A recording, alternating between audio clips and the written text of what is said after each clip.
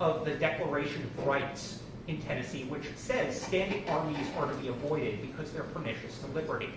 The reason, the best understanding of this provision is that it's addressing a contingency. Now, what that contingency is that, first of all, we're not always in peacetime, and the restrictions in times of war, there will be a Tennessee Army.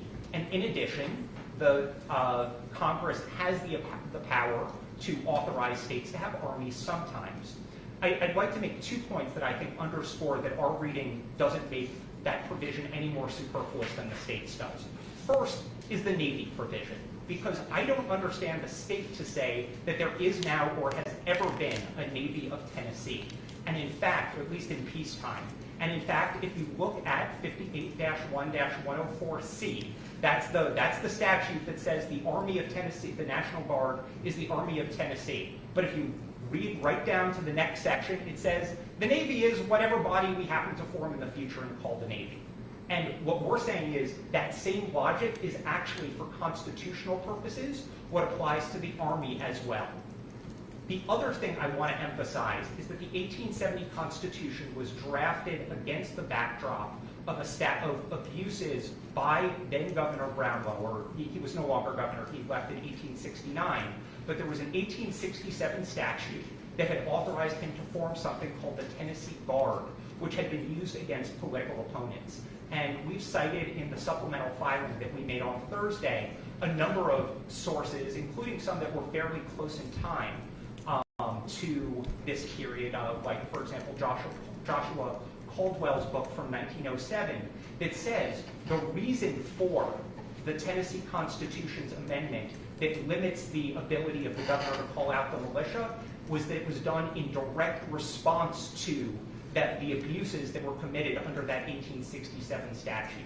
It's inconceivable that the framers of the 1870 Constitution would have let this important new restriction they were imposing be evaded simply by some subsequent decision to say, well, if you call the Guard the Army, then it's fine.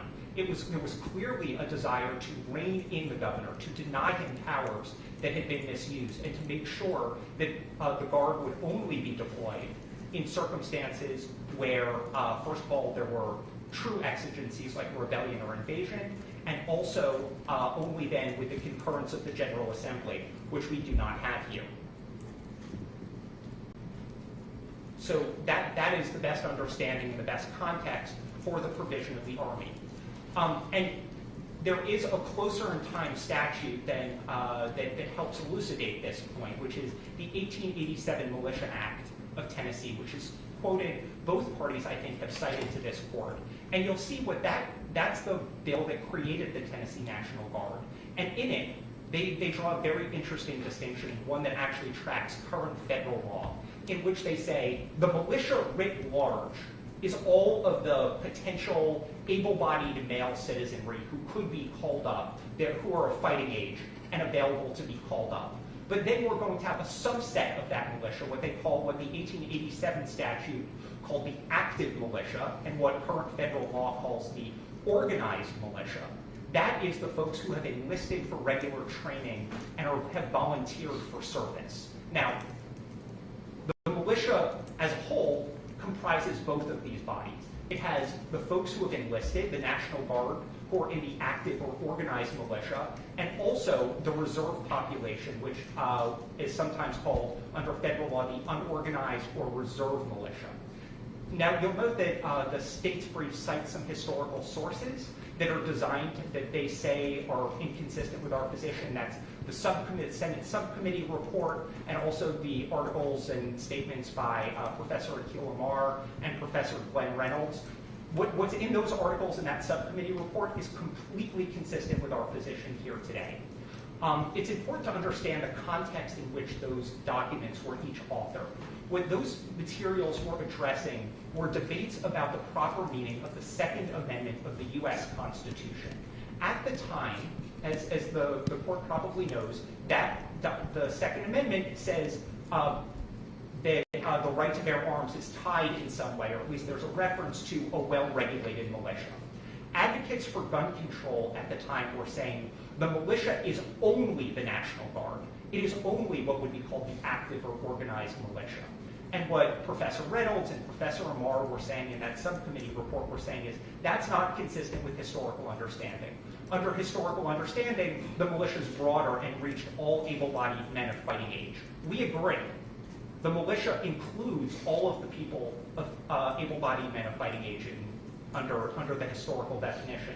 But what those articles don't say, but what the state needs them to say, is that it excludes the active or organized militia.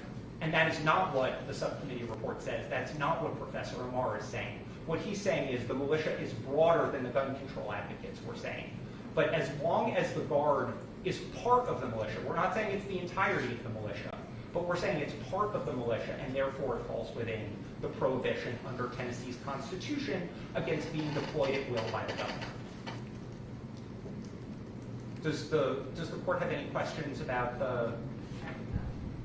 those constitutional arguments? Okay. So against that, against those merits, the state largely relies on threshold arguments, and they raise 4. So I'll take through those. The one that I just want to dispense with quickly is they say that the Attorney General Skermetti is not a proper defendant here. We're here on a motion for temporary injunction. So I think to the extent they're saying that you should dismiss him from the case, that isn't something the court should be considering at this point. But we agree that we can get relief here based on an injunction that does not run against the Attorney General. We think the temporary injunction we're seeking here will be fully effective if it runs against the Adjutant General and the Governor. So that leaves... However, that is not who the commander is on the ground. That is not, but the deployment here is under Title 32 of the U.S. Code, and as a result is dependent upon, the forces are under the ultimate control of the state and of the governor, and as a result, if there were a temporary injunction against the Adjutant General and the governor, we believe that would be sufficient to get us complete relief. But the National Guard members who have been deployed to Memphis, as I read the commander of the Memphis Safe Task Force affidavit, is that they have been deputized as members of the United States Marshal Service.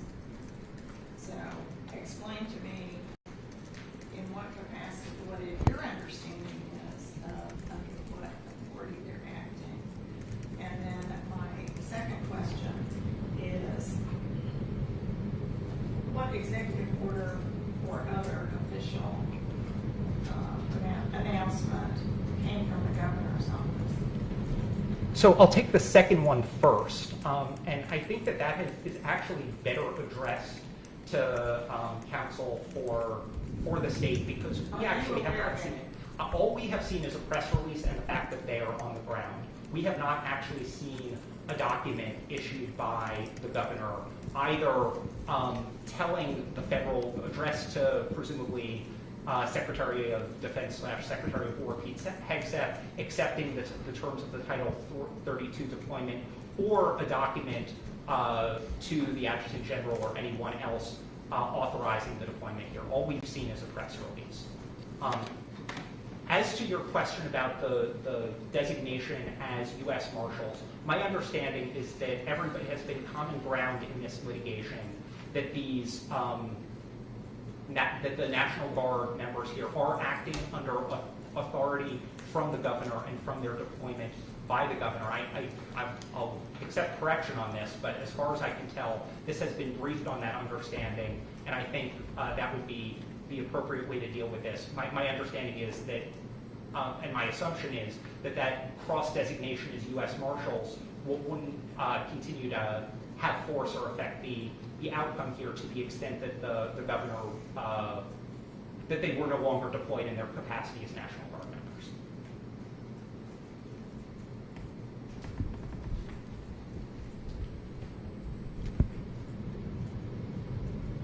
Unless the court has further questions on those issues, that leaves us with 3 threshold arguments.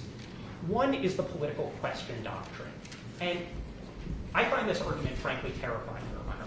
They are saying that there is no role for the courts at all in policing how the governor uses the National Guard. And in particular, I refer you to footnote 9 of the government's brief, in which they essentially say this is a constitutional prerogative of the governor, and there is no room at all for the courts in overseeing this.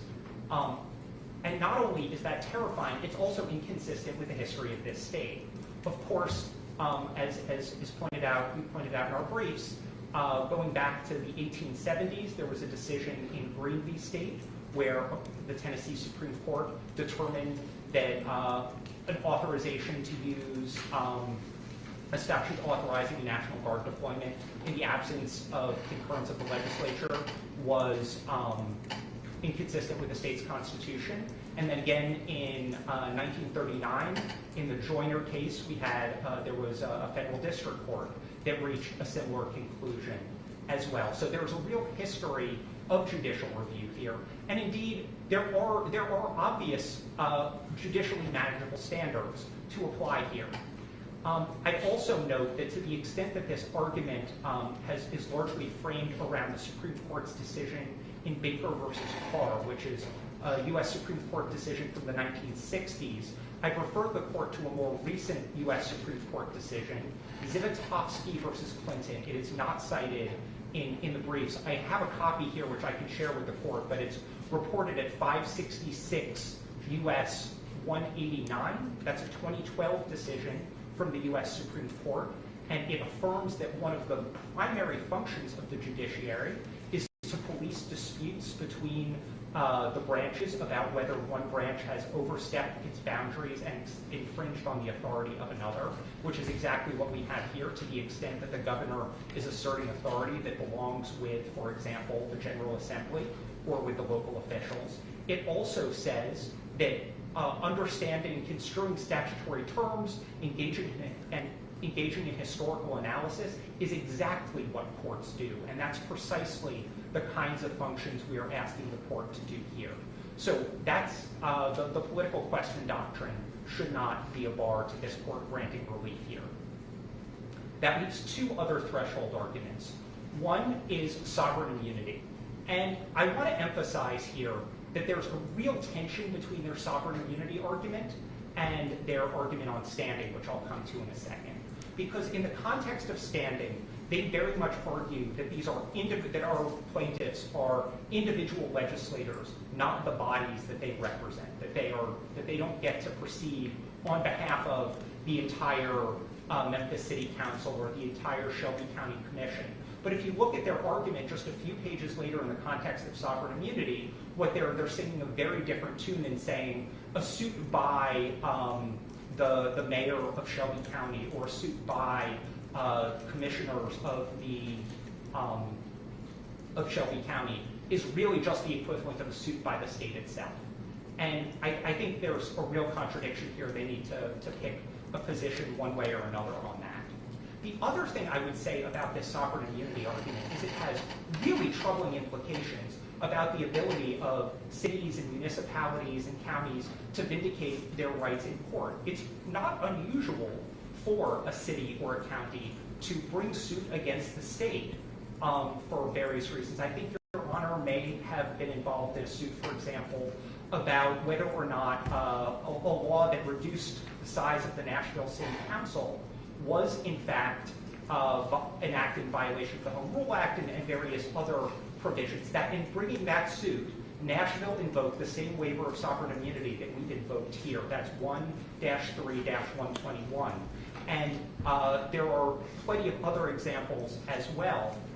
Would really be a tremendous change to say that a city or county could not assert its rights against the state and challenge in a suit not for money damages, but seeking just equitable relief to get declaratory or injunctive ruling about whether or not a state statute's unconstitutional. I also want to emphasize that there's one other contradiction between their sovereign immunity argument and their standing argument, which is in the context of standing, they very much say no individual is the right person to bring this suit for the most part. That if anybody was going to bring this, it would have to be Shelby County. But then when you get over to sovereign immunity, they say, well, the county can't bring it either. And at the end of the day, what all they're trying to do is escape review altogether.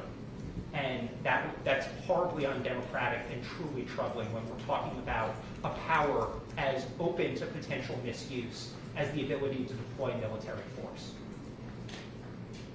So that brings us finally to standing. And here I think it's important to emphasize who our plaintiffs are and why they are not just random members of the public with an abstract grievance, but rather folks who have a real skin in the game here, a real connection, and real unique injuries that they are seeking to have redressed by this court. So our plaintiffs are the mayor of Shelby County, who is under the terms of Shelby County's charter, the executive branch of that county.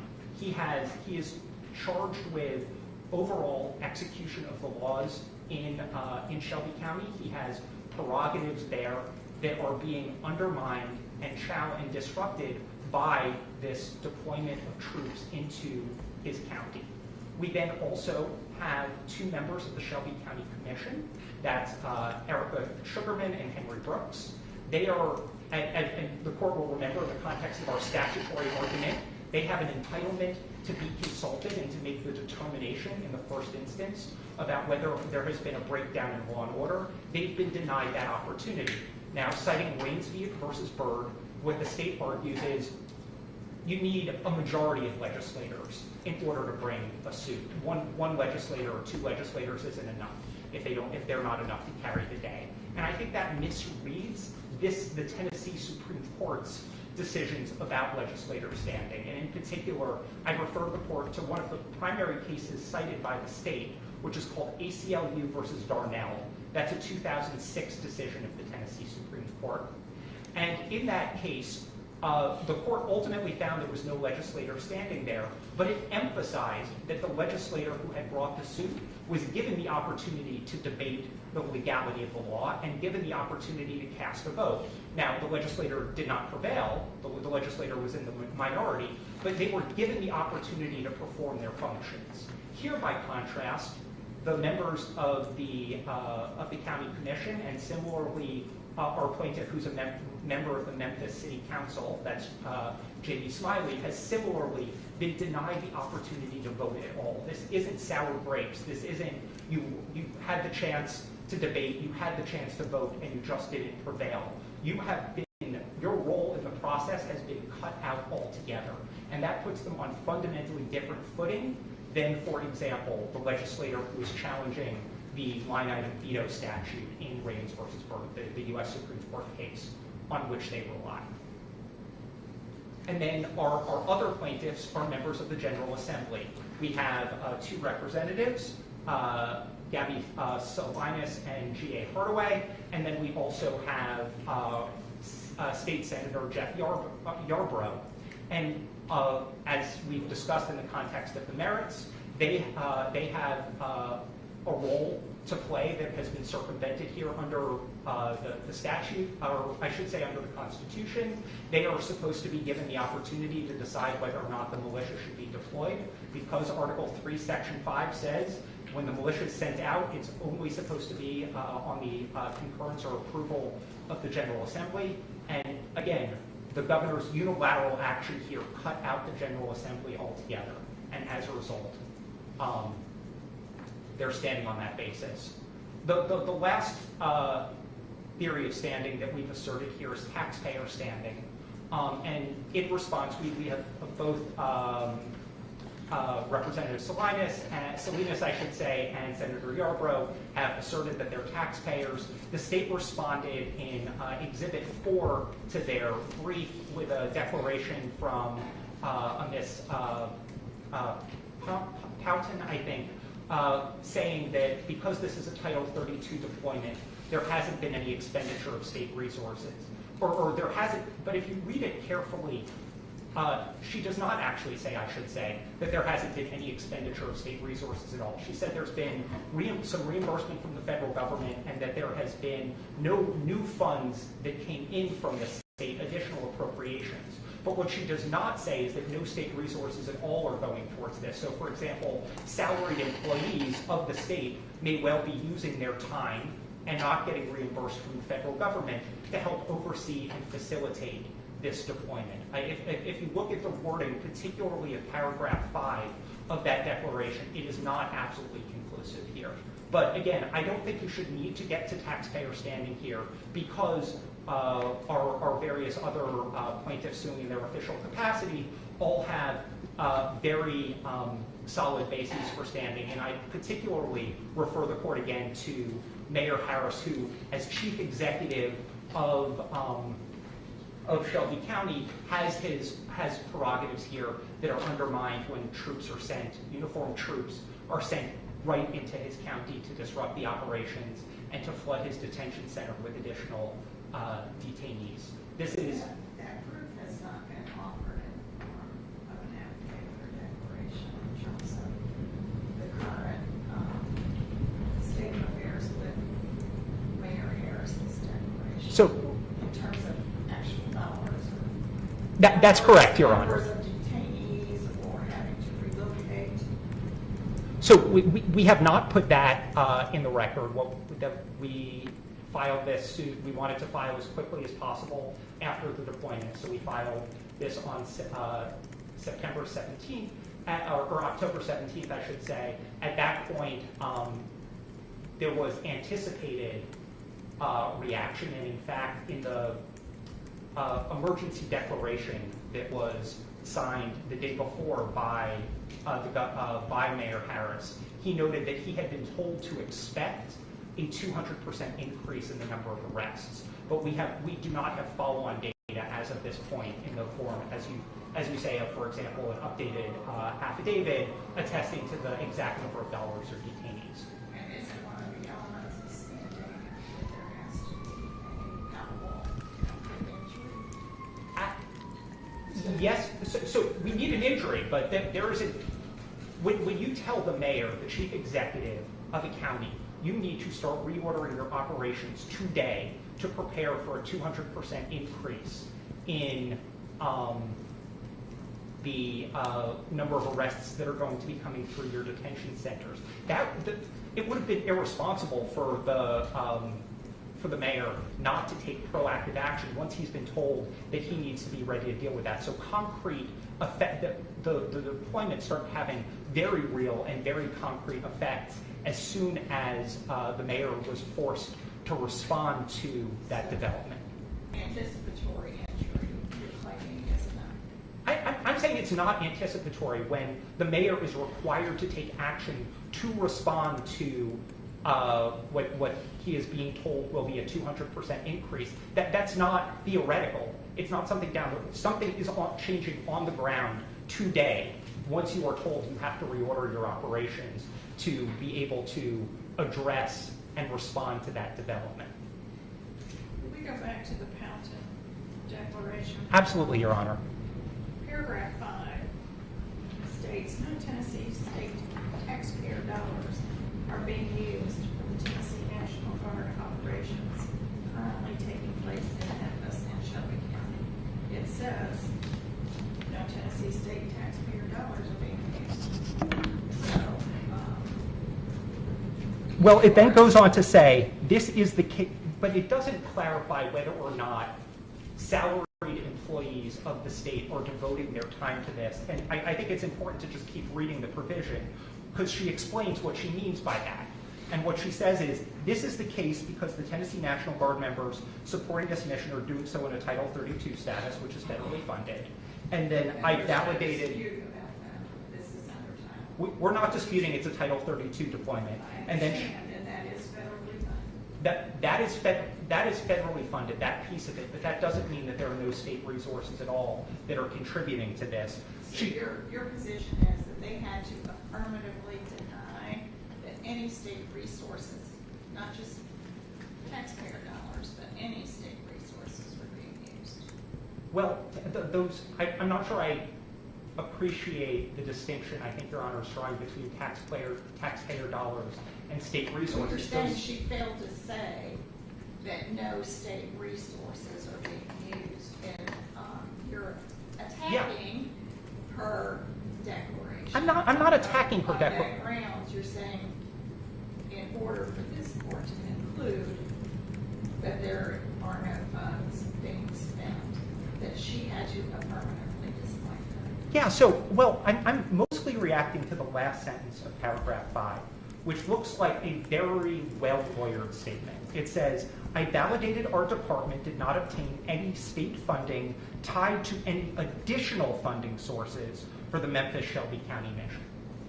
Now, that reads to me not like there is no way in which the taxpayers of Tennessee are supporting this mission through, for example, time being diverted from public employees whose salaries are paid by Tennessee taxpayers who have to focus on this. What they are saying is that there was no state funding tied to any additional funding sources for the Memphis Shelby County mission. But again, that It doesn't say additional. in the last line. I understand your critique of paragraph 5. Okay. I'm just questioning how you're drawing those conclusions. We can move on. Yes, Your Honor. And again, I think perhaps the cleanest way to resolve this case again is based on Governor Harris's prerogatives, and in particular, he has the veto prerogative that he would have had over a resolution. Apologies, Your Honor. Yes, I misspoke. Mayor Harris, yes, has a veto over a resolution that could have been passed by the county commission. So I believe that addresses all of the threshold arguments as well as the merits, which then just takes us to the balance of equities and the irreparable injury. Now, the irreparable injury here, I think, is closely tied to some of the things I've said about standing, and I don't want to repeat myself, but I think it's important to pause for a moment and talk about how pernicious it is for uniformed troops to be patrolling the streets of an American city. This is a tremendous intrusion. It sends the message that this city is under control, it's under military occupation, and that it visits a real harm, both economic and psychological and reputational, on a community when it is being seen as being under military occupation. That is a real harm. And then, of course, we have the other harms we've talked about here, including, for example, the usurpation of the legislative functions of our General Assembly members, our county commissioners, and our city council member, as well as the executive functions of Mayor Harris.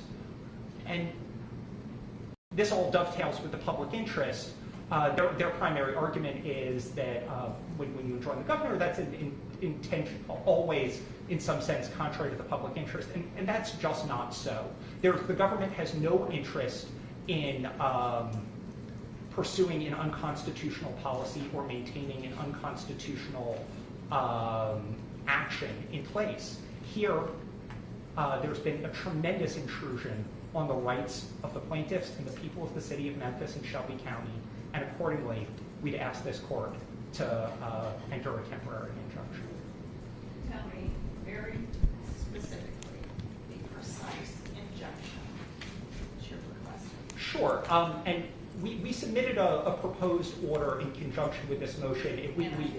Yeah, you did not.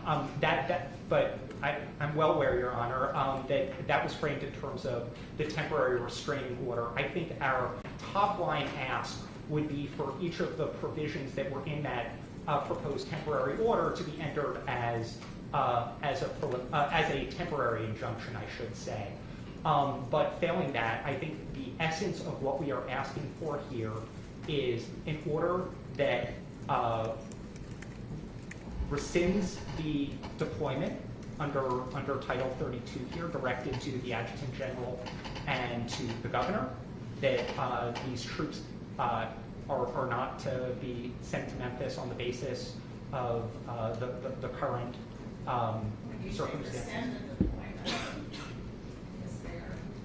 I think we discussed earlier that there is no official pronouncement other than the press release that you pointed to.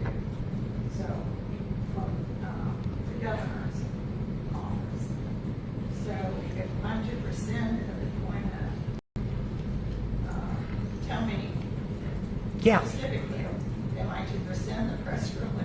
No, you're certainly not supposed to rescind the press release. I think, and I'd be very interested in what counsel for the state will say about how this was implemented, because it was not done through a public document.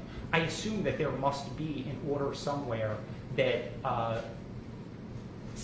authorized the sending of the National Guard into the streets of Memphis, and also presumably some communication through which the governor blessed the Title 32 deployment that was directed to the federal government. I'm looking at your complaint. Yes, Your Honor. And the language that you used in your complaint. Issue a restraining order or a temporary injunction requiring the defendants to cease deploying National Guard troops to Memphis for civilian law enforcement purposes. Is that the specific relief that you're seeking? You're asking this court to do. And I'm trying to be precise about the language that you're asking. That's what your complaint says. No, I'm aware. We stand by our complaint. I think our first most preferred option here would be, as I said, the provisions that were in that proposed order that Your Honor didn't enter in the context. Yeah. You request an order enjoining defendants from taking further action under the Title 32 deployment of the National Guard and restoring the status quo ante. Yes, Your Honor. I agree. We could have been more consistent in how we phrase this. That's in your motion. Yes. I'm just asking you today to please be specific and tell me the precise relief. I think that as you're asking, and I don't happen to have that order that I did not enter in front of me. Do you?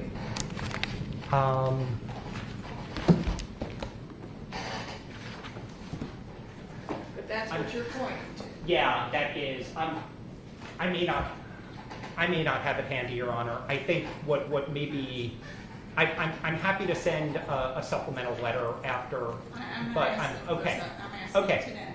I think the In your restraint, I have the order that I did put down and I quoted Yes. from your proposed order.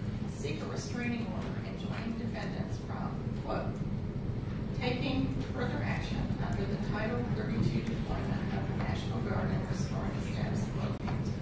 So that was from your motion. that was, Your Honor, and if we stand by how we're here on a hearing on that motion, and we'll stand by how we phrased the request in that motion. I did put my hands on the proposed order finally. No, I'm sorry, that's a different order.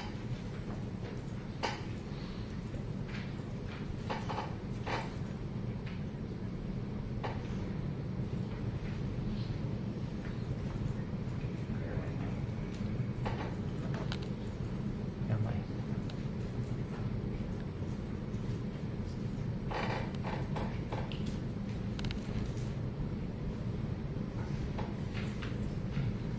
I thought I had it, I do not. No, Not enter it. I'm sorry, Your Honor, for not having it available, but I think the phrasing in the motion itself is consistent. What the language you read. That I read from the motion? Yes, I think we would be satisfied and believe that would be sufficient to give complete relief to our clients. To restrain the defendants from taking further action under the Title 32 deployment of the National Guard and restoring the status quo ante. Yes, Your Honor. All right. And I always like to ask, if a restraining order were to issue, and I've not made any decision one way or the other, if a restraining order were to issue, what do you consider an appropriate bond amount? Because an injunction has to be secured by a bond.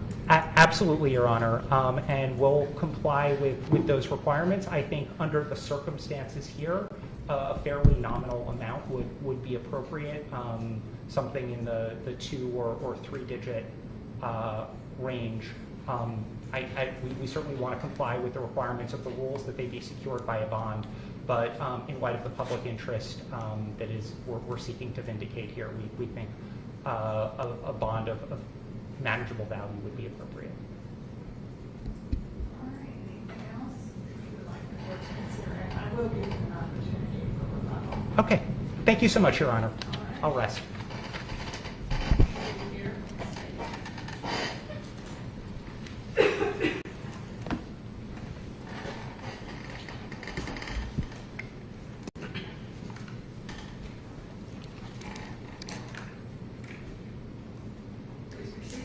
Good afternoon, Your Honor. Cody Brandon here for the defendants, Governor Lee, Adjutant General Ross, and Attorney General Scarametti, who respectfully ask this court to deny plaintiff's motion for temporary injunction. If the court will indulge me a moment, I appreciate the valiant efforts of our colleagues from out of state. I think we have DC, Mississippi, New York, and Texas all represented in this litigation to respond quickly and get prepared for this hearing in a quick manner. If they will, and the court will indulge me just a moment of state pride as a Tennessee lawyer, they may know, and I think they all flew in, so probably missed the signs on the way driving in, but Tennessee has a nickname, the volunteer state. We plaster it on a lot of our signage and licenses and whatnot. I'd be impressed, though opposing counsel is very bright, so maybe not necessarily surprised, if they knew how we earned that nickname back in the War of 1812 in our fight against the British. Tennesseans stepped up. And Tennessee has re-earned that nickname time and again in the 2 centuries since then.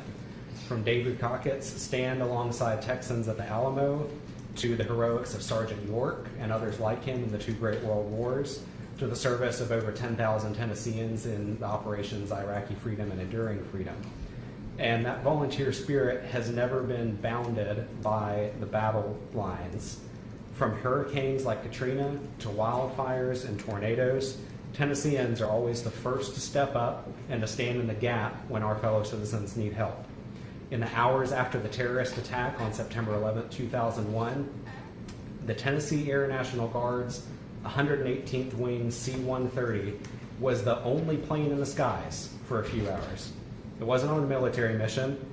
It was transporting a liver to Houston for a 6-month-old baby girl that needed an emergency surgery. And in the days following September 11th, our National Guard was deployed at airports across the state to enhance security there. Even just a few years ago, in the COVID-19 emergency, the Guard was out in the communities performing tests, giving vaccines, supporting hospitals short on staff. This is what Tennessee does. It's who we are as a state. And now it is our own that need a hand. Memphis has long been one of Tennessee's and America's great cities. It's a hub for commerce, technology, music, agriculture, sports, and food. But its citizens have faced an overwhelming threat. They've been terrorized, murdered, raped, and robbed by violent criminals and gangs. Memphis stands out in the nation for crime, unfortunately. It's top in the nation for violent crime. It's top in the nation for property crime. It's third in the nation for murder. It stands out in Tennessee for crime, too. A whole quarter of the most serious crime committed in Tennessee happens in Memphis. There were more Memphians murdered last year than in Nashville, Knoxville, Chattanooga, Murfreesboro, Jackson, and Clarksville all combined. Memphis triples Nashville's per capita homicide rate. And because of that overwhelming crime, more crime goes unsolved in Memphis than in most other Tennessee cities. And it's not just private citizens, individual on individual violence that opposing counsel suggested. Organized crime and gangs drive much of the violence in Memphis. A sample of federal prosecutions from last year paint that story. Last month, 6 gang members were indicted for attempted murder. Earlier this year, 8 gang members were indicted for racketeering, murder, robbery, and drug trafficking. This summer, a gang member was convicted for a gang-related murder. Earlier this spring, a gangster was sentenced for his leadership role in a drug conspiracy with the Memphis mob. And also this spring, the first of 18 co-defendants was sentenced for the gang's fentanyl and meth trafficking ring in Memphis. To help Memphis face this threat, Tennesseans and Americans of all stripes stepped up. 31 federal, state, and local agencies have poured scores of people and many more resources into the Memphis Safe Task Force to restore order in Memphis. The governor concluded that the Tennessee National Guard could play an important role supporting that coordinated effort. So under the power granted him explicitly under the state constitution and state statutes, he directed the Guard to support the efforts of the Memphis State Safe Task Force in freeing up police resources to do real police work to combat the scourge of disorder and violence. Is there any written directive to that effect? You heard me ask last council. The only Yes. thing that's been submitted to the court is a reference to the governor's office press release. That's the only thing that I have read. Yes, Your Honor. I'm not aware of a written directive from the governor. I do know there are operational orders that have been issued out of the Adjutant General's office that Nothing from the governor's office. not that I'm aware of. And pursuant to those operational orders, and as the proof before Your Honor is indicated, the Guard is not making any arrests. They're supporting other task force agencies, mostly the Memphis Police Department and the Shelby County Sheriff's Office, with requests that are made to them. They're engaging in high visibility foot patrols in pedestrian areas to deter crime. I'm not seeing any operational orders from the adjutant general either. They No, have Your not been made part of the record. We haven't, Your Honor. The declaration from Lieutenant Colonel Clements details the operation of the Tennessee National Guard in Memphis, and as far as I know, that's not been contradicted in any way by proof by the plaintiffs. They, according to Lieutenant Colonel Clements, are assisting with traffic control while other agencies execute warrants to protect Memphians and those law enforcement agencies. And they've done things like comb the Wolf River for evidence of crime, stolen vehicles, and crime victims. The Memphis Safe Task Force, with the Guard's support, has been dramatically and undeniably successful. They've arrested nearly 1,400 criminals in the last few weeks, located 67 missing children, and recovered 250 firearms.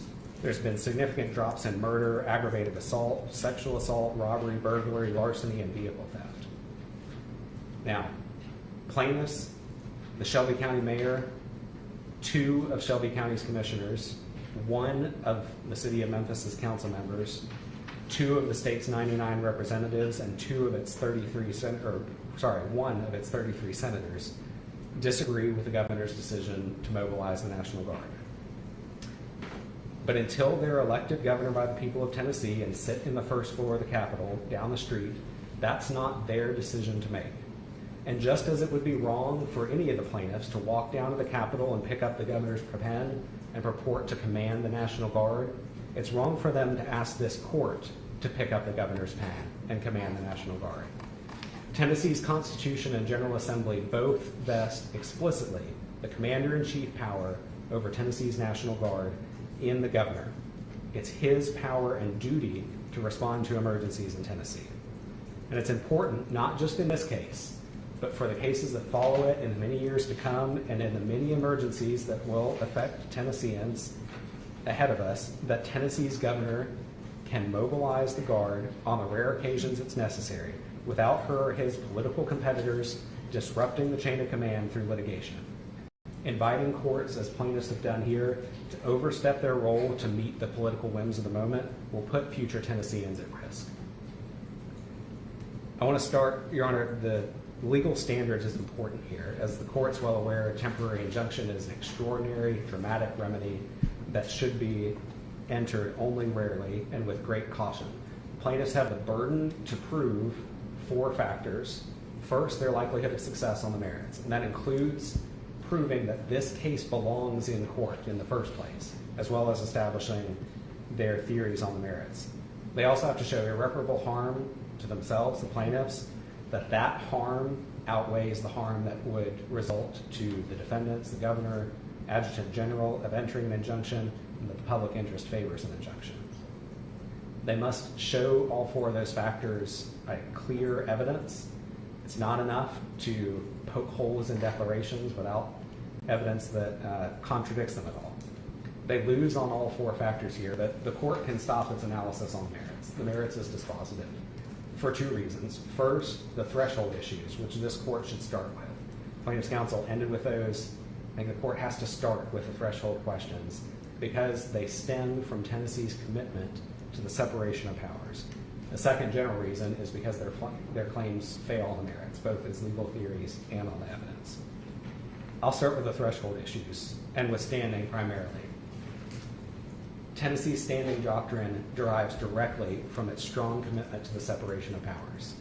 And courts in Tennessee, in a public rights case like this, apply the same three-part injury, causation, redressability tests that federal courts apply for standing. Just to tick through each of the plaintiffs, they fail on those prongs. The official capacity claims of the city, county, and state legislatures fail on the injury prong. All they allege in their declarations and in the complaint as part of their official capacity claims is harm to the institutions of which they are but a part, one section of the government. They do not have standing to assert institutional injuries to the governmental bodies of which they are one facet. There is both Tennessee and U.S. Supreme Court precedent on that members of a legislative body that don't represent at least a majority, if not the whole body suing itself in court, can't assert institutional injuries. They have to assert a personal injury, and there is no personal injury for those official capacity plaintiffs. So it is your position that a Shelby County Commissioner who has the right, as they intend, to vote on a resolution to request the governor to import the national guard, that council member has not had the opportunity to vote, that you're saying that they don't have standing. Sure, they're a member of the city council, but they are also an individual member and they have sued in their capacity as a council member. So explain to me again what your position is, that if they've been deprived the right to consider, debate, and vote on a resolution, why did you not have standing? There's two responses to that, Your Honor. The first is, I'll just make a point, that alleged injury of not being able to vote on a resolution to request the Guard to come to Memphis doesn't support the claims that plaintiffs have made. It has nothing to do with the militia clause claim, has nothing to do with their argument about 106A, which is the argument we've made here. So it's really beside the point. But to get to the fundamental legal question here. No, that was my question, so it's not beside the point. Sure, yeah. That was my question, so if you could Yes, Your Honor. address that a little more directly. Yes. They are suggesting that under 104, 106, 106C, and you're saying that's just not applicable. Is that your position? Two-part position. One, 106C isn't applicable here, but 106A is the applicable statute. But secondary to that, as a matter of standing law, even under 106C, the right is not the individual members to vote on a resolution. If they have been elected as a council member, mm-hmm. then that is not only the right or duty. It is their duty to vote upon members. The institutional interest, the institutional right, is of the commission as a whole to vote on resolutions. The commission doesn't act through individual legislatures. It acts as a whole. And that's consistent with the U.S. Supreme Court decisions about Congress members who have said they've been deprived of their ability to vote on particular resolutions or particular pieces of legislation. The power to pass legislation goes through the body. And so depriving a body of the opportunity to pass legislation or to weigh in when it has a statutory or constitutional right to do so is an injury to the body that can be asserted by the body, but it can't be asserted by particular members of that body acting independently from the whole that asserted personal interest. Your argument, on the other hand, is that as a body, it's an arm of the state, and the state can't sue the state.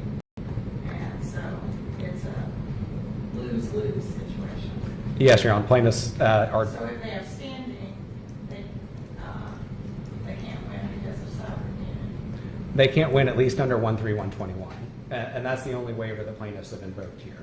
And the Well, they've also sued under the Declaratory Judgment Act, and that requires all interested persons.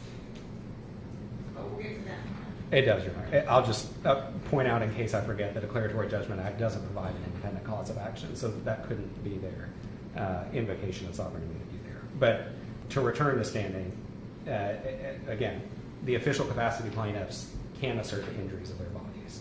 If we turn to, or at least the official capacity legislators, if we turn to Mayor Harris, also official capacity plaintiff, there's three problems with standing for him.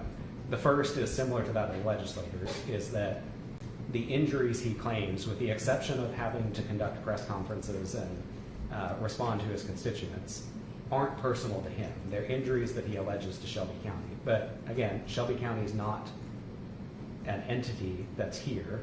They're an entity that can sue and be sued. They've been in litigation, as plaintiff's counsel alluded to, in this court before. But I haven't heard any response to them why Shelby County, if Shelby County is being injured, isn't the plaintiff here and it's Mayor Harris instead. So he has to allege a injury that is personal to him and distinct and palpable. We move to the distinct and palpable. You're making a distinction between suing in his personal capacity versus suing in his official capacity, but alleging an injury to his office of mayor as opposed to the county. Do I understand that to be your I think it's position? for the standing analysis, Mayor Harris needs to not just allege, but for TI purposes, prove an injury to himself as the mayor. You can set aside official capacity or whatnot. He as the mayor is suing, and he's In his role as As the the mayor. mayor. right, separate and apart from injuries to Shelby County, which are injuries to a separate entity from the mayor. But if we look at the first prong, the distinct and palpable injury prong, what Mayor Harris does, even if you attribute to him the injuries to Shelby County, those are speculative. He speculates about reputational damage to Memphis and the local economy, but there is no proof of that. There's no evidence in the record that the local economy is being damaged or that Memphis's reputation has been destroyed by the National Guard's presence. He catastrophizes about escalating tensions. No evidence from the last few weeks that there has been any escalating tensions. There's been no evidence that the National Guard has been directly involved in law enforcement activities with any city, any resident of Memphis. He anticipates that additional costs to Shelby County might occur from the National Guard, but again, does not identify any dollars spent because of any action of the Guard. I understand plaintiffs are under a deadline to file their papers, file the temporary injunction motion. They did file a supplement last Thursday, 4 days ago, if my counting's right. Still didn't include any of that information to establish standing. And it is their burden of proof here, not the defendant's burden to back down the theories that they raise. The only injury to him that he claims is that he spent time responding to constituents and making press announcements.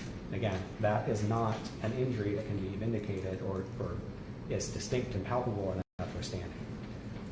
Secondly, Mayor Harris has a causation problem. Even if you grant him all of the injuries that are alleged there, he never connects the dots between the injuries to Shelby County, the anticipated additional expenses, and the National Guard's mission in Memphis.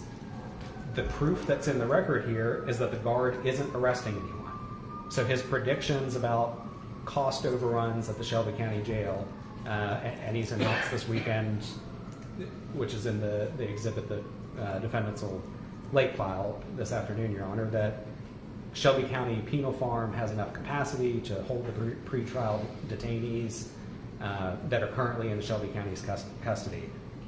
None of that evidence indicates that it is a result or caused by the National Guard's presence in Memphis.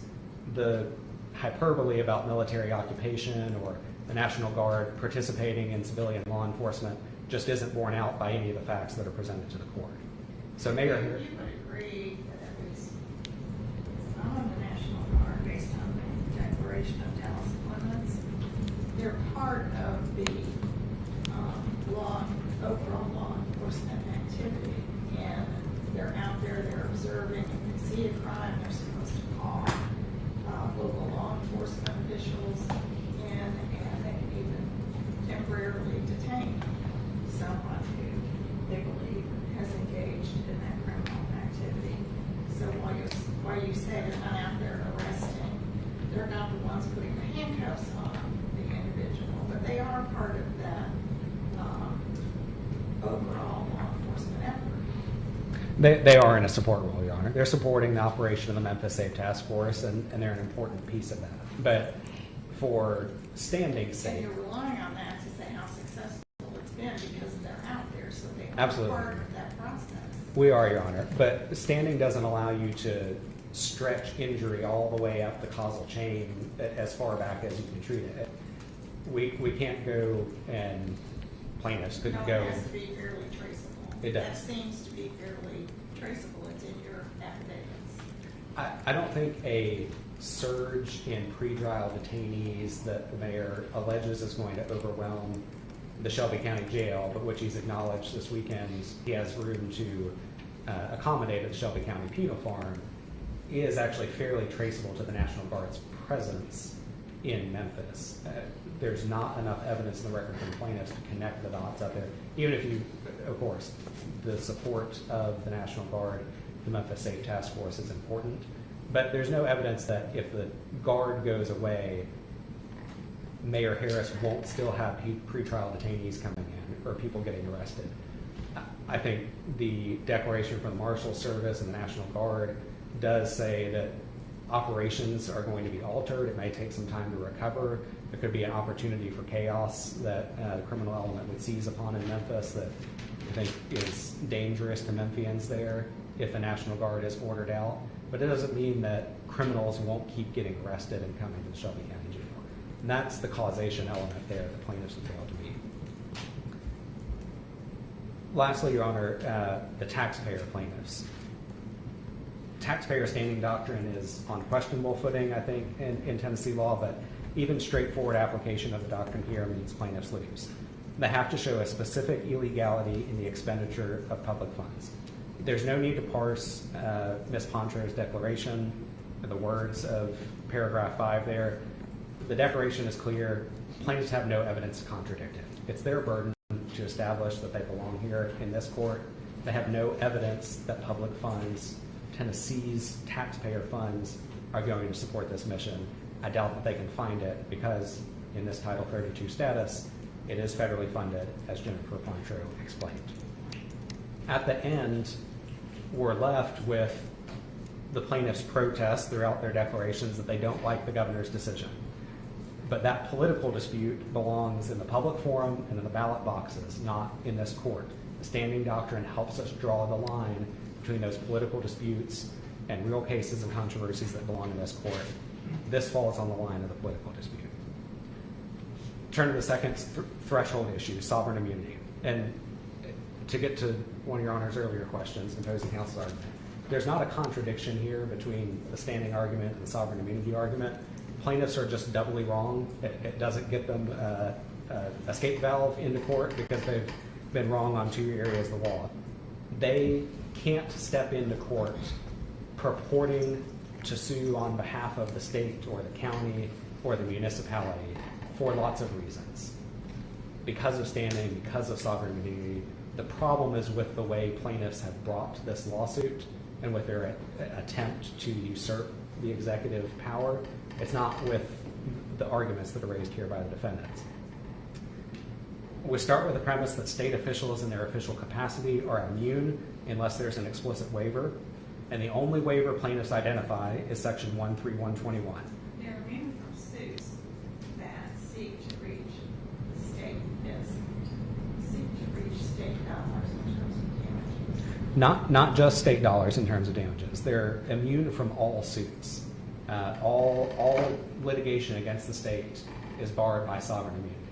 Now, the most common presentation of that sovereign immunity is in suits against the state for state dollars. There's the federal ex parte Young exception that allows vindication of federal rights in injunctive and declaratory relief that's recognized as an exception to sovereign immunity. That's a narrow carve-out, and it's not applicable here because we don't have any assertion of federal constitutional rights. So the fundamental bar of sovereign immunity of litigation against the state in all respects, declaratory, injunctive, monetary relief, is barred unless they can identify a specific waiver, an explicit waiver.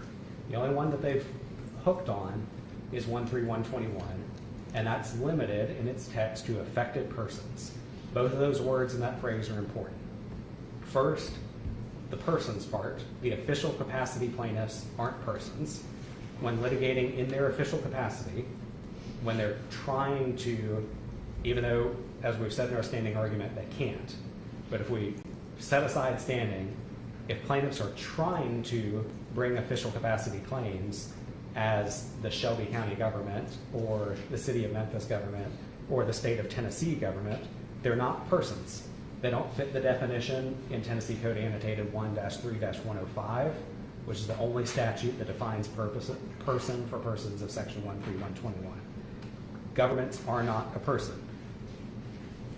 The taxpayer plaintiffs, on the other hand, while they might be persons, are not affected. Again, the Tennessee Treasury is not footing the bill for the Guard's Memphis mission. And affected has to mean something more than paying taxes and not liking what the government does. Otherwise, the General Assembly would have just said anybody can sue over anything they don't like. They use the affected person language for a reason. And that's a recognized term in Tennessee law. It goes back, the Court of Appeals discussed this in the DeSelm decision that's discussed in our brief. Before the enactment of 13121, so the General Assembly was aware of this decision, that affected person has a specific meaning that requires an injury to the person, that requires someone to show that they are personally affected. Saying that you don't like the government's decision and you pay taxes isn't enough to be affected and claim a waiver of sovereign immunity under 13121. So, standing, sovereign immunity, both bar plaintiff's complaint in this court. Good reasons to deny the temporary injunction. I'll move briefly to the suit against General Scarametti, and I take it as a concession from opposing counsel that General Scarametti should not be enjoined. If the court enters an injunction, it shouldn't enter against General Scarametti. I think that highlights the deficiency in plaintiff's complaint that they don't have standing against General Scarametti. They can't identify what he's done that's wrong or what an order of this court can or should do that would remedy their wrong. You can't sue because you don't like advisory opinions. Now, I take plaintiff's point. It's not the appropriate time to drop General Scarametti from the suit, and if there's no injunction against him, then that's appropriate. I'll move on to the political question doctrine. What these other threshold deficiencies, standing, sovereign immunity, suit against General Scarametti, emphasize is that this case presents a plainly political question. Tennessee's Constitution, again, strong commitment to the separation of powers. And one of the ways that Tennessee courts police the line between political disputes that belong to the executive and legislative branches and cases that belong in court is the political question doctrine. When an issue presented to the court is purely political, the separation of powers makes it non-justicial, hands off for the courts. How is this question purely political? There has been a deployment of National Guard members in action. It's not just a political question that the governor has decided. The governor has deployed National Guard troops. So I need to make sure that I understand what your argument is. Why that is a political question versus an exercise of his authority as Commander-in-Chief over the National Guard. It is an exercise of his authority as Commander-in-Chief, and that's one of the reasons it is a political question. And why is that a political question? Yeah, so Mayhew versus Wilder. He was making this, according to your argument, he made that decision because of an emergency situation in Memphis because of crime, uncontrolled crime. That's not saying, well, I could do A or I could do B. And I'm going to make a policy decision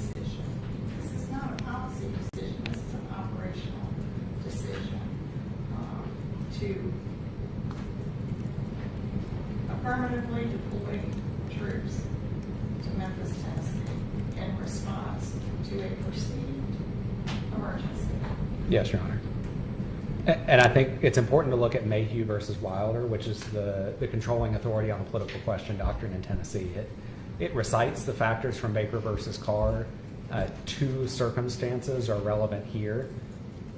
A textual commitment of the management or a textual commitment of power to one of the other branches of government and lack of a judicially discoverable and manageable standard. So to turn to that first one, textual commitment of the management of the Guard to the governor.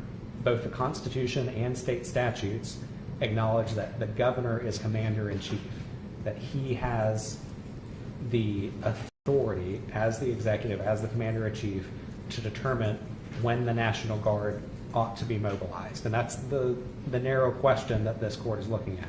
The And issue so of... your position would be, if you take that position to the extreme, that the governor's exercise of that authority can never be challenged. I think... It's always a political question, in your view. I think that particular action, yes, Your Honor, that is the political question.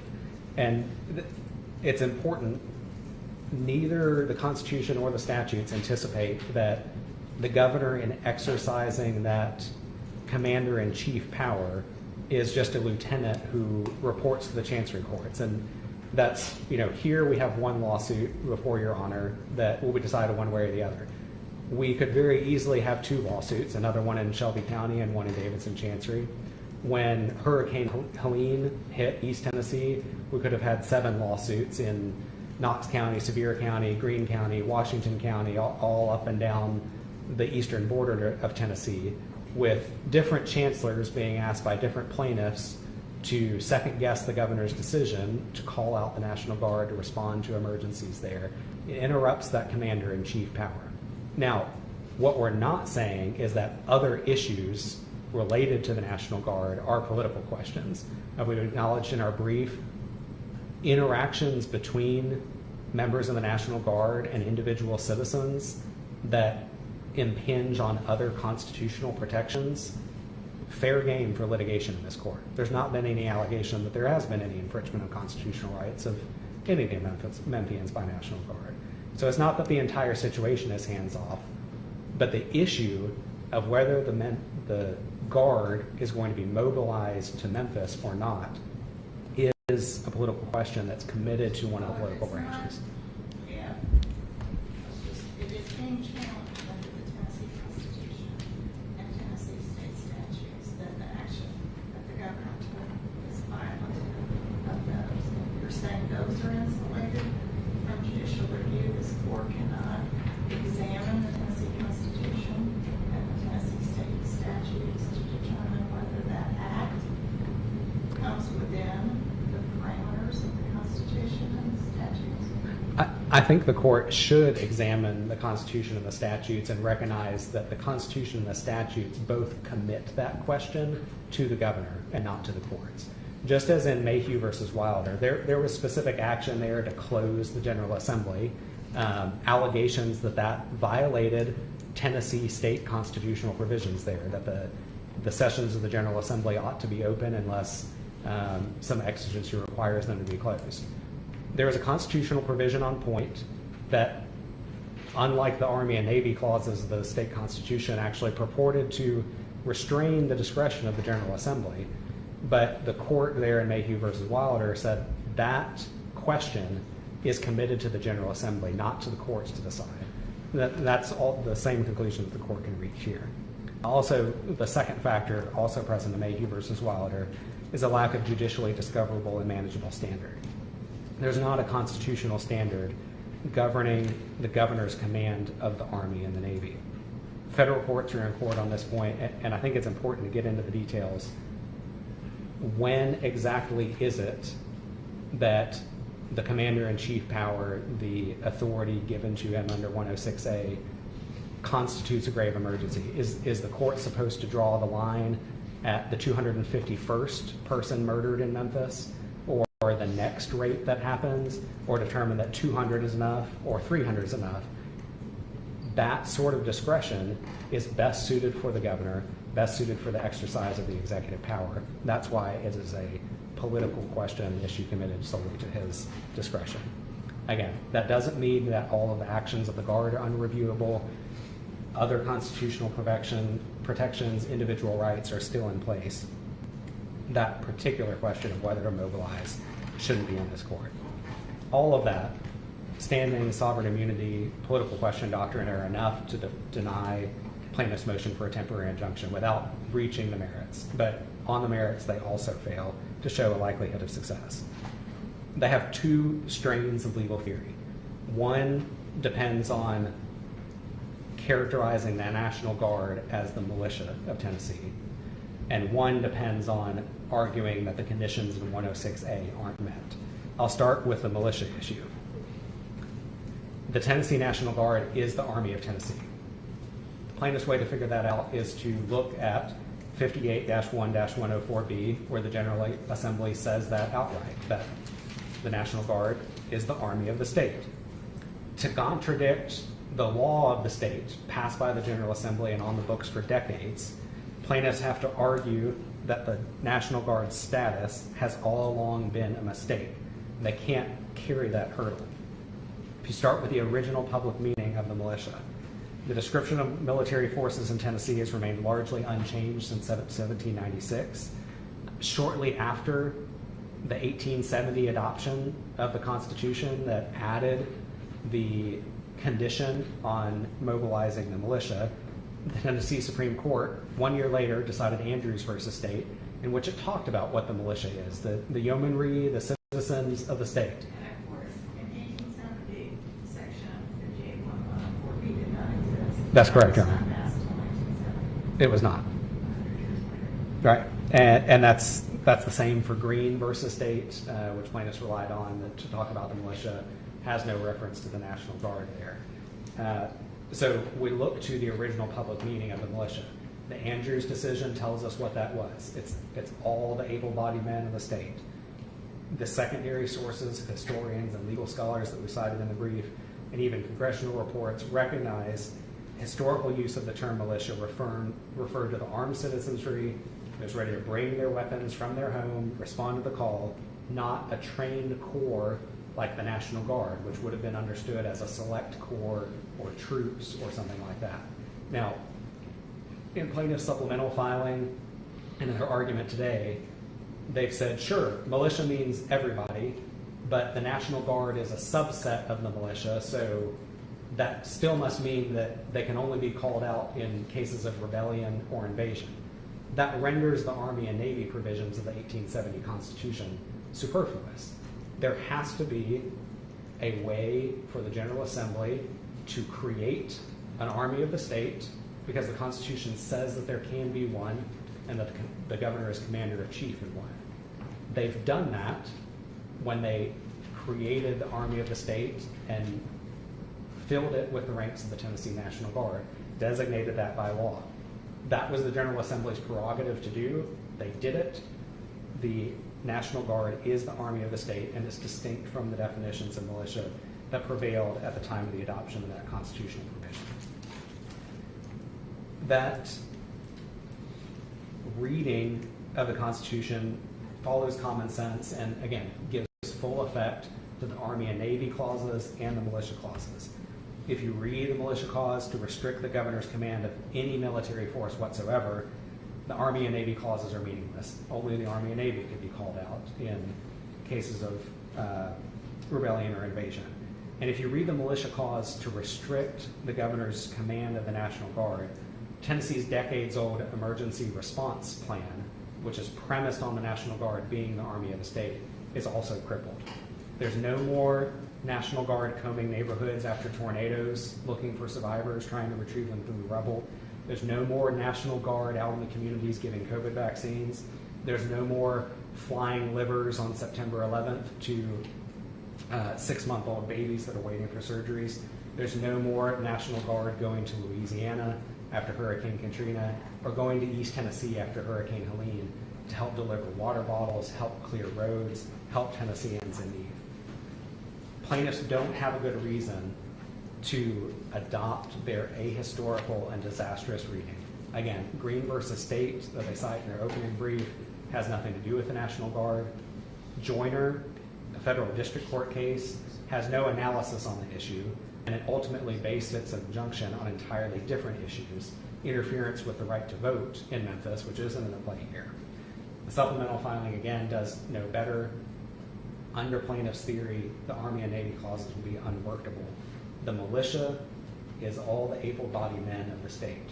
The Army of the state is something different. The General Assembly has said the Army of the state is the National Guard. That's consistent with the original understanding of a trained corps, a select corps like the National Guard, being treated as separate from the militia. That should be enough reason to deny their injunction based on their constitutional theory. I'll turn now to the statutory question under 58-1-106A. It's still, even if the court doesn't outright deny a temporary injunction motion on the political question doctrine, there is still a constitutional and statutory textual commitment of commander-in-chief power to the governor. So if the court sets aside the political question doctrine in terms of a standalone reason to deny relief, it should still accord great deference to the Constitution and the decision of the General Assembly, who act as the people's representative, to grant great discretion to the governor. There are three distinct authorizations in 58-1-106A that overlap to provide strong support for the governor's action here. First, grave emergency. Emergency is an urgent need for assistance or relief. Grave is it significantly serious. Memphians are dying and injured by criminals at a higher rate than anywhere in the country. That's serious, and they need relief urgently.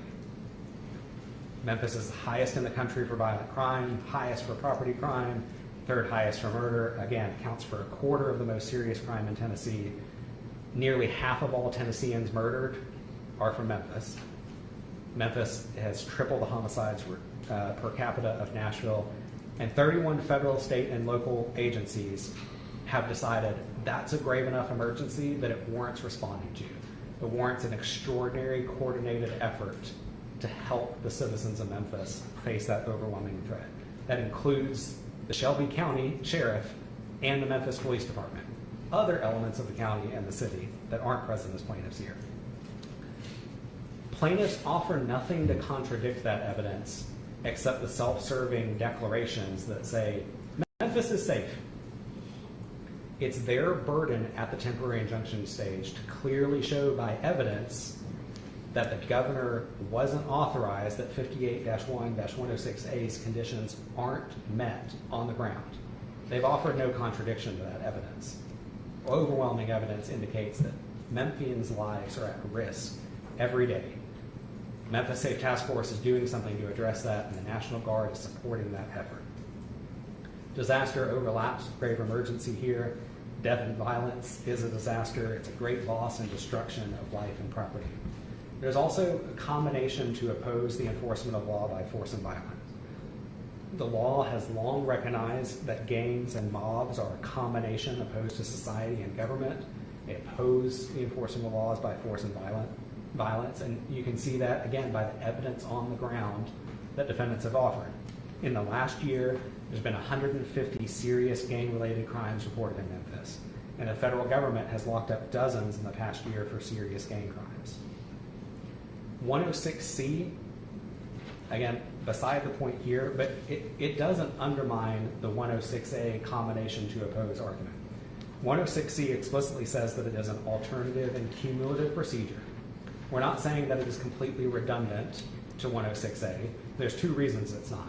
We recognize that there may be some situations in 106C that don't amount to a combination to oppose the enforcement of laws by force and violence. And there might be some situations in 106A that are combinations to oppose the enforcement of laws by force and violence that don't fit 106C's breakdown in law and order. 106C also has a particular provision, it's important here, that differs the funding mechanism for the deployment of the National Guard there. Under 106 106A, funding is provided by the state. Under 106C, funding is provided by the locality. So there can be overlap in the ills that 106A and 106C seek to address without those two statutory provisions being redundant. They're sort of Venn diagram circles, I think, overlapping in subject matter, and they provide two distinct sources of funding that make them particularly useful for the governor and localities to use to respond to the needs of various emergencies. If you put that in perspective, all of the emergency statutes in Title 58, we talk about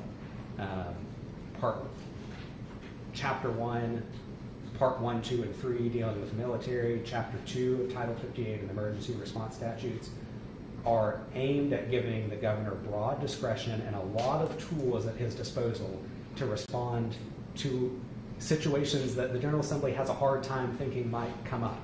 It's hard to anticipate everything that might arise in the future that we haven't maybe seen before, but there's a lot of discretion afforded, a lot of different vehicles, different tools that can be used. 106C is one of those that can be used. It's not antithetical or mutually exclusive with 106A. In the end, plaintiffs suggest that the death and violence in Memphis is a fact of life of living there. If you live in Memphis, you might as well just get used to being murdered, raped, robbed. The governor thought differently. And people can think differently about that. Mayor Harris might have different opinions about the gravity of the crime in Memphis. He may have different opinions, I'm sure he does, about the ways to address crime in Memphis. That's not the sort of question that belongs in court, and it's not the sort of dispute that factors into 106A at all. In the end, plaintiffs have not clearly shown by evidence that the Commander-in-Chief of Tennessee's Army cannot use the National Guard to support the Memphis Safe Task Force and protect Memphians. Very briefly, Your Honor, I'll address the equities before I close. Failure on the merits, again, is dispositive. The court can stop there. It can stop at the threshold issues. It can stop at the merits issues. But the other three factors also don't support an injunction here. There's no irreparable harm. The injuries that plaintiffs claim are not personal constitutional rights. They're institutional injuries, which, as we argued, they're not appropriately positioned to assert, but it's not the sort of thing that's recognized as irreparable harm. And the harm to the governor of enjoining the lawful mission to Memphis is per se irreparable and has on-the-ground consequences. An injunction would disrupt the operation of the task force and will put its success and Memphians' lives in danger, at least for a time being. Well, if they're just a support function, and the state task force can proceed without the National Guard. They might be able to recover, Your Honor. I think the declaration from both the... That kind of cuts against your fairly traceable element on the standing issue. I don't think it does, Your Honor. Sort of inconsistent. It's not inconsistent, Your Honor. Fair traceability requires plaintiffs to connect the dots. I haven't done so in a way that the arrest will stop if the National Guard leaves. I'm optimistic, and the declaration from the Marshal Hunt is that the Memphis Safe Task Force will be there, will continue to make the arrest and try to stop the overwhelming threat there. But it does damage the operation, Memphis Safe Task Force, and will, at least for some time, interrupt that operation. Members of the Memphis Safe Task Force are going to have to reorganize, devote different resources to traffic control or combing the Wolf River or doing these high visibility patrols until they can find a way to adjust there. And that disruption and the chaos that could result in the interim, the opportunity for gangs and criminals in Memphis to reassert their dominant position and terrorize the citizens of Memphis, is a serious danger both to the interests of the defendants here and to the interests of the public, which favors or tilts against an injunction here. All of that, the equities don't favor an injunction, but if one were entered, it has to be precisely tailored and give the defendants both time to obey, and we suggest it should give the defendants an opportunity to consider an appeal. I'll point opposing counsel made an admirable effort, I think, to define the scope of an injunction. It's quite difficult. That circles back to why this is not a question for the courts to decide. Does the court order all of the National Guard out of Memphis? If so, what happens if a tornado strikes tomorrow or a flood overruns the banks of the Mississippi River? Does it order that the Guard can't be deployed into Title 32 status? What if there's another Title 32 activation of the Tennessee National Guard to support a different function in Memphis? Those are the minute operational details that are committed to the Commander-in-Chief. If this court is going to take up the pen, exercise that command over the National Guard, it has to do so very carefully. And I don't think what's been offered by the plaintiffs here so far is an appropriately tailored remedy that avoids the severe harm from confusion. If we don't have any written deployment directive, it's a little ambiguous, isn't it? I don't think so, Your Honor. The plaintiffs have alleged a harm. They have to tailor their remedy to cure that harm while minimizing the harm to defendants. It's not about what orders have been given to the Tennessee National Guard. It's apparent from the evidence what is being done there, but their burden is to show that a specific order from this court can redress their harms without doing more harm to the public interest than what it's worth. I don't think they've offered a remedy that meets that standard for the court. Just to close, Your Honor, on that note, and for all the reasons we articulated, this litigation comes from a political disagreement between some elected officials and others. History and the ballot boxes will judge who's on the right side of that, but it's not for the court to determine. The needs of the moment have dictated that plaintiffs adopt a constitutional theory about the militia clause that would put countless Tennesseans' lives at risk. The court should resist the pressure that the plaintiffs have bent to eliminate the National Guard from the state's emergency response plan, should apply the law, and should deny the temporary injunction motion. If an injunction were to issue, what is your position on the bond? I think it'd have to be higher, Your Honor. We're talking about, again, disruption of operations and putting Memphians' lives at risk in the chaos and confusion there. This is not a situation where the decision here only affects the action of the government towards a particular person. It would mean the withdrawal. The bond isn't to protect, to provide surety for any and all damages. It's only in the event that the injunction or improperly issued. Right, Your Honor. And I just say the risk of an improper injunction here is high because of what confusion and chaos could be created by the National Guard's withdrawal there. I don't have a particular number to give, Your Honor, but I think, yeah, I don't think a couple $100, as plaintiffs have suggested, is sufficient. I think oh, I must have misheard. I thought they suggested two or three digits, which would be significantly lower than what would be appropriate.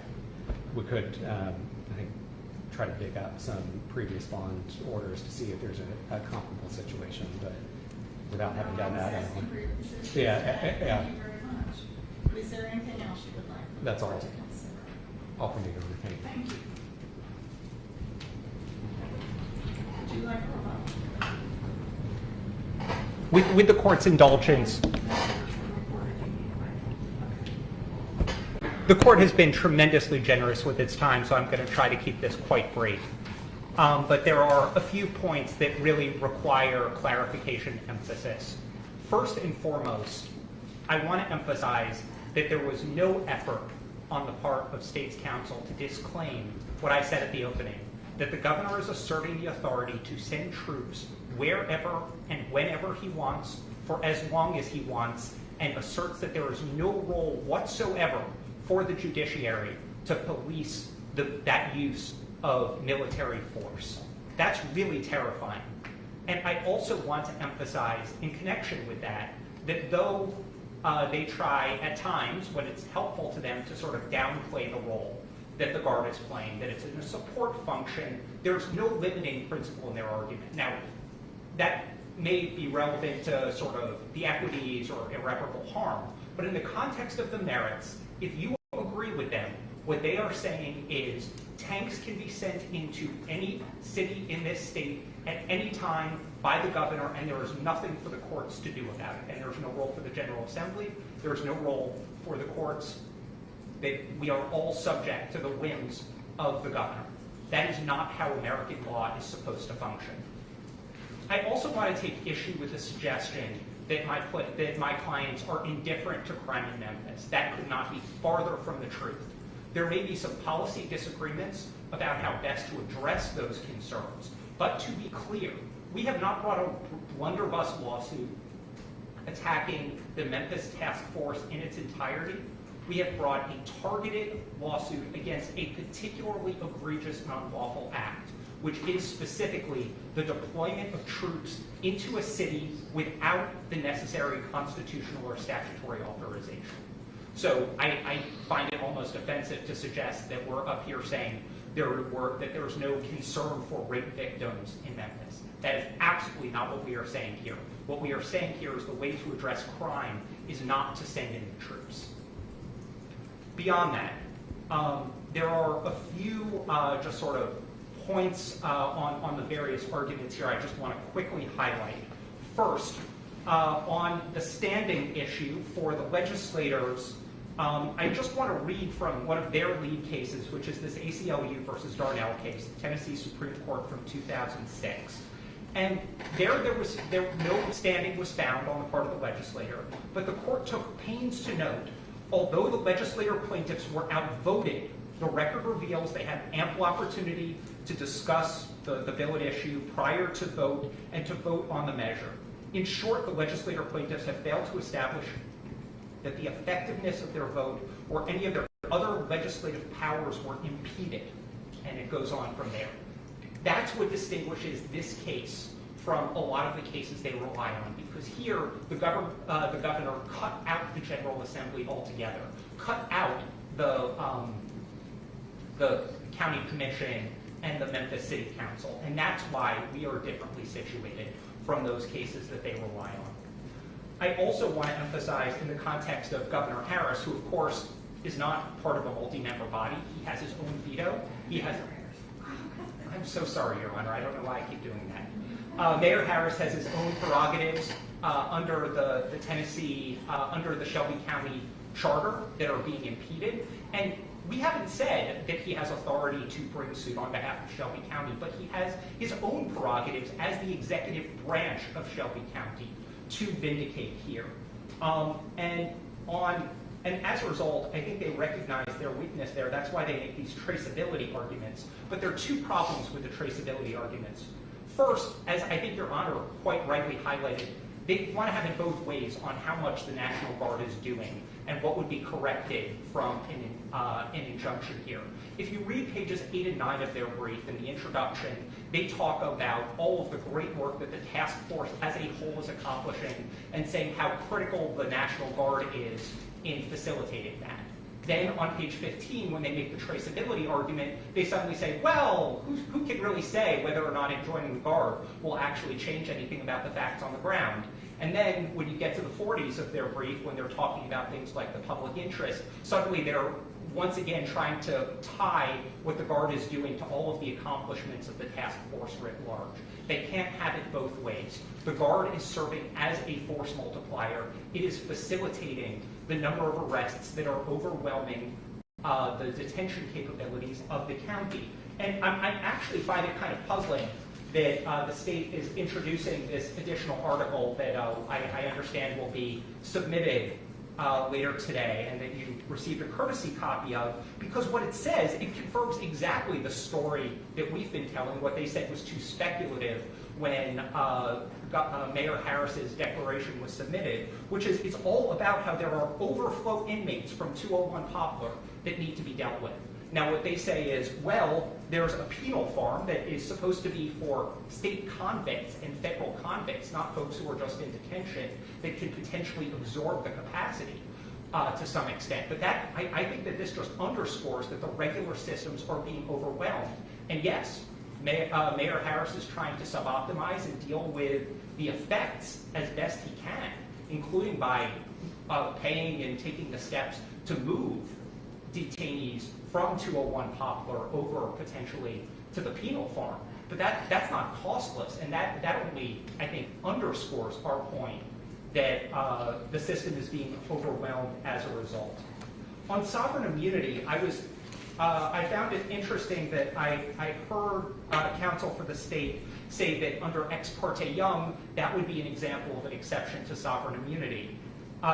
Tennessee has adopted an Ex parte Young analog for state constitutional violations in a case called Colonial Pipeline versus Morgan. It actually appears in the state's brief, not as a direct authority, but they quote another case quoting Colonial Pipeline. But to the extent you need the site, that's at 263 Southwest 3rd, 827. So to the extent that there was any concern, at least as to the constitutional claim, that just underscores the fact that sovereign immunity isn't an obstacle here, though I think we've explained why even the statutory claim as well is entitled to go forward, and how disruptive it would be and novel to suggest that a city or county or municipality cannot bring a suit even for declaratory or injunctive relief. And again, we are not talking about money damages here. And I believe 13121 was adopted after Colonial Pipeline. Yes, it was, Your Honor. Yeah, Colonial Pipeline was 2008, and 13121 I think was 2017 or thereabouts. Just turning to the merits, I frankly do not understand this argument that our position renders the reference to the governor as being the commander-in-chief of the Army a nullity, particularly because he's also the commander-in-chief of the Navy, but they don't seem to think that their position makes the commander-in-chief of the Navy provision a nullity, even though everybody seems to agree that there is no Navy of Tennessee. All that this constitutional provision says is that when there is an army, which of course can happen in wartime, and may, under certain limited circumstances, also happen in peacetime, that when an army happens to exist, the governor is its commander-in-chief. There's nothing there that requires that there always be an army, and on the contrary, the Declaration of Rights of this state in Section 24 says there usually shouldn't be an army, a standing army, because they're pernicious to liberty. If you want to talk about the difference and the historical understanding of what an army was and what a militia was, and I think everybody agrees that that is locked in 1870, that a 1970 statute can say what an army is for purposes of Tennessee statutory law, but it can't change or dilute the protections of the 1870 Constitution. At the time of the 1870 Constitution, a militia was a body, like the National Guard, that included folks who were primarily civilians. They have regular jobs, but get called up for military service or are available to be called up for military service. That's the National Guard. What an army was is a standing body of professional soldiers. And that is something that states aren't even allowed to maintain under the U.S. Constitution in peacetime, absent express authorization from Congress. There's a lot of worrying here about the implications of our constitutional argument for the state's emergency rescue plan and hurricane response. And I want to be very clear, we are not asking this court to enter an order that strikes down any statutes. We are not asking you to enjoin the emergency response plan. All we are saying is that when troops get sent into a city for in a martial capacity, particularly subject to Title 32 of the U.S. Code, the constitutional constraints apply. I think there are different questions that are implicated when the Guard is behaving, it is acting in a capacity of relief work. And regardless, if the legislature believes and the people of Tennessee believe that their constitution is too restrictive, the right way to deal with that is to amend the Constitution consistent with Article 11. In connection with our supplemental filing, we noted that there was, in fact, a movement in the 1890s to consider amending the Constitution because there was some thought that the 1870 provision was too strict. But ultimately, that didn't go forward, and it is not proper for the court to pretend that that provision doesn't exist, and the state's fears are just not well grounded here. Finally, to close, I just want to emphasize again the tremendous both practical and psychological and reputational impact on the resulting from the governor's decision to render Memphis a militarily occupied city, to have troops patrolling the streets.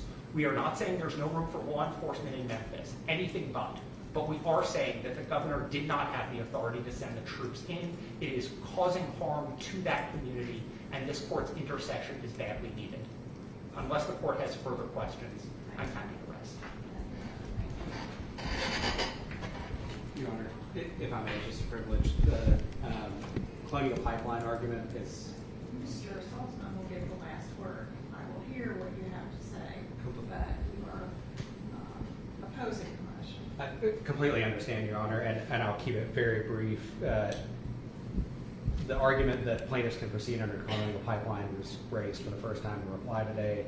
I direct Your Honor's attention to Nunn versus Tennessee Department of Correction and other associated cases, which have held for a long time that the Tennessee Constitution is not self-executing.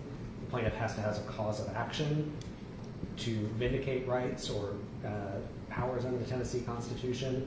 In the federal system, that comes from Section 1983. Before the enactment of Section 13121, there was no such cause of action in Tennessee. Colonial Pipeline allows a path to evade sovereign immunity like the Ex parte Young doctrine, but it doesn't address the cause of action issue, which Nunn versus Tennessee Department of Correction. And I won't belabor the point. I just ask Your Honor to read Nunn versus Tennessee Department of Correction in conjunction with Colonial Pipeline. I've read both. I'm familiar with them. It comes up. Just preserving the point, Your Honor. Regularity, but you're entitled to make your point. Mr. Saltzman, would you like to respond? That won't be necessary, Your Honor. We'll rest. Thank you. As the parties may be aware, under Tennessee Rule of Civil Procedures 65.04, the court is required on a motion for temporary injunction to make findings of fact and conclusions of law, and to do so in writing. I will undertake that and will issue a decision as soon as I'm able to. Thank you, both sides, for your briefing and your arguments today. We stand adjourned. Court is adjourned. All rise.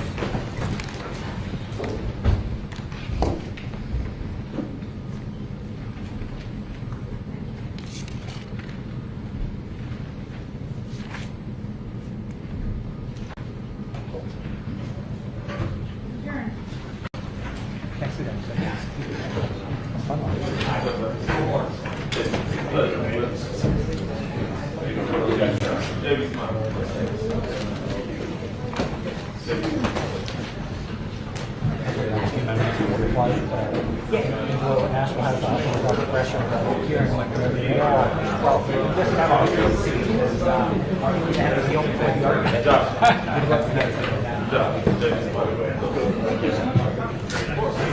I always enjoy good arguments.